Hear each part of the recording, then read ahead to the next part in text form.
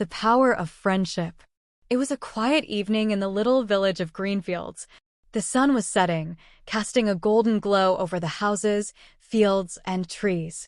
In a small, cozy house near the edge of the village, a father sat with his two children, Annie and Ben, as they huddled by the fire.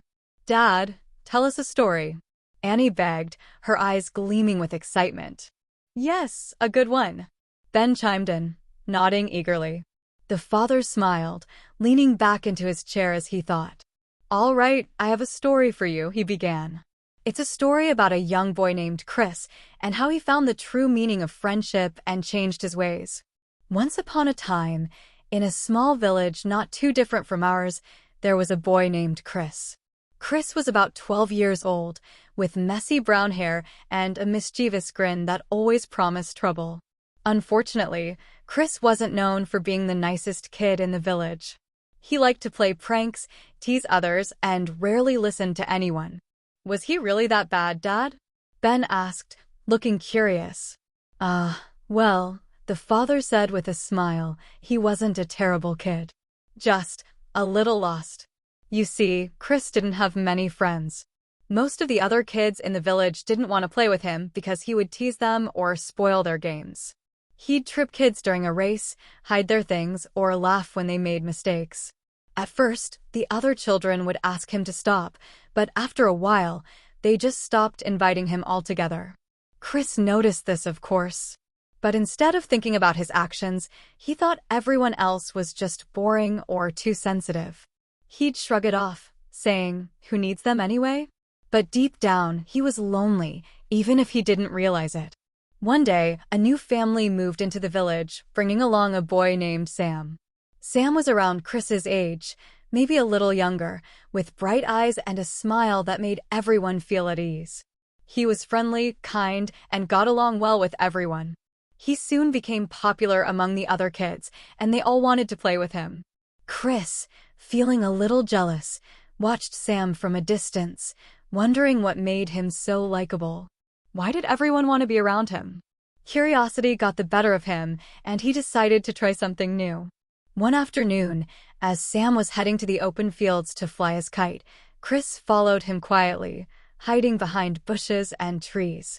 Sam seemed so happy, running and laughing as his colorful kite soared higher and higher.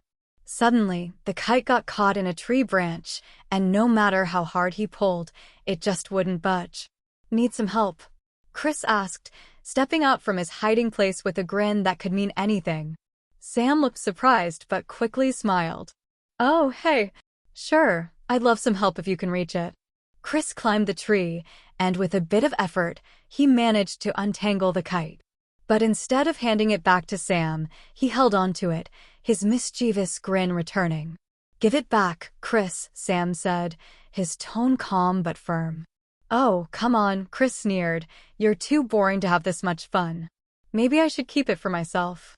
But to Chris's surprise, Sam didn't get angry or shout. Instead, he just looked at Chris with an understanding expression. "I know you don't mean that," he said simply.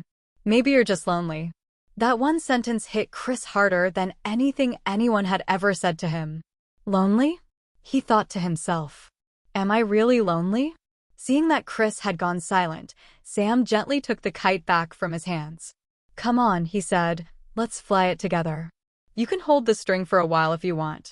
For the first time, Chris felt someone truly cared about him, someone who wasn't trying to scold or lecture him.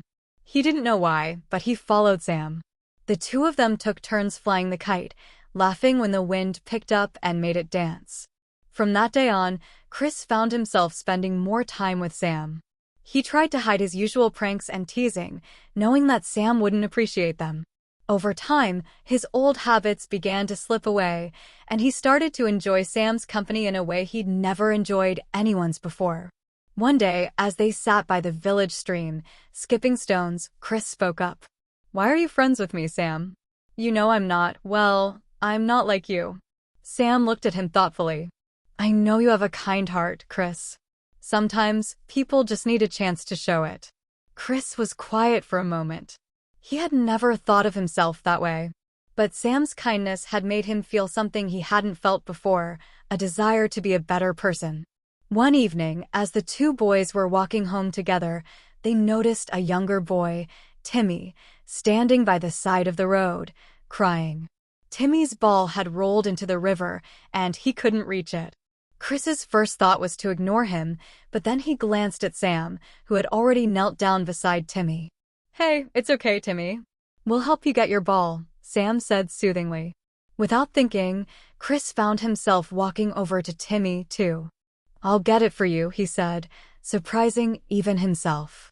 He waded into the shallow part of the river and retrieved the ball. Timmy's eyes lit up, and he hugged the ball to his chest. "Thanks, Chris," Timmy exclaimed, smiling up at him. Chris felt a warmth spread through his chest, something he hadn't felt before when he'd been playing pranks or teasing others. He looked at Sam, who gave him a proud smile. Chris realized, in that moment, that helping someone else felt better than any prank or joke he'd ever played. As the days passed, Chris's behavior continued to improve. The other children noticed, and slowly, they began inviting him to play again. At first, Chris was shy, not knowing if he could fit in.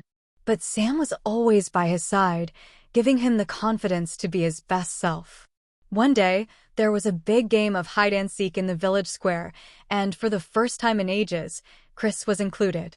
He played with enthusiasm, helping others find hiding spots, sharing laughs, and truly being part of the group.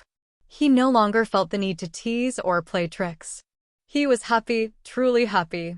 As the sun set and the children headed home, Chris walked beside Sam, feeling grateful for his friend. "You know," Chris said, looking at Sam, "I never thought I'd have this many friends. And it's all because of you." Sam chuckled. "Nah, it's because of you, Chris. You changed. I just reminded you of the good that was already inside." Chris smiled, feeling a surge of pride. He knew he had come a long way, and he knew he would continue to be the friend everyone could trust and rely on, just like Sam. And so, with Sam's friendship, Chris's journey of transformation continued. He became known as one of the kindest and most helpful boys in the village, always ready with a smile and a helping hand. And every time he felt tempted to go back to his old ways, he remembered Sam's words, "You have a kind heart, Chris." The father finished his story with a gentle smile, glancing at his children, who looked thoughtful.